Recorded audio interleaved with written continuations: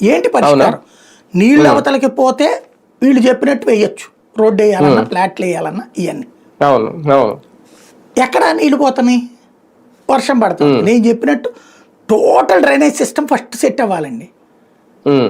ఇప్పుడు నిన్నెవరో నాకు నవ్వు వచ్చింది, మిత్రుడు మంచి ఎడ్యుకేటెడే, ఓ పోస్ట్ పెట్టాడు, హైదరాబాద్లో బెంగళూరులో వరదల ఫోటో పెట్టి అమరావతి గురించి ఏడుస్తారు, ఇక్కడ వెళ్ళేవా అని. సిగ్గు ఉండాలి కదా మనకి. హైదరాబాద్లోనూ వాటిట్లలో ఎదిగాక ఆ వర్షాల దరిద్రం వచ్చింది అక్కడ. ఎందుకని? ఇదివరకు 1000 మంది కోసం కట్టిన డ్రైనేజీ 10,000 మంది అయ్యారు. అలాగే ఓపెన్ డ్రైన్లు మూసేసి ఇది చేయడం వల్ల అన్ప్లాన్డ్ సిటీస్ అవి, ఆ విస్తరణలో అన్ప్లాన్డ్ అవి, అందువల్ల జరిగింది. ఇది ప్లాన్డ్ సిటీ కదా, ప్లాన్డ్ సిటీ ఎలా నిలబడండి చండాలంగా. ప్లాన్డ్ కదా ఇది, అది అవి అన్ప్లాన్డ్. చెన్నై, హైదరాబాదు, బెంగళూరు, కోల్కతా, ముంబై ఇవేవి ప్లాన్డ్ సిటీలు కాదు, అవి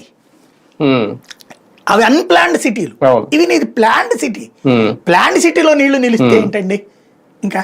కాబట్టి పరిష్కారం కావాలి, ముందు కావాలి. ఇలా వదిలేస్తే రైతుల నుంచి కూడా వ్యతిరేకత పెరగదా సార్? ఈ సమయంలో వైసీపీ ఏమన్నా స్టాండ్ తీసుకుని ఒక ప్రకటన చేసే అవకాశం ఏమన్నా ఉంటుందా?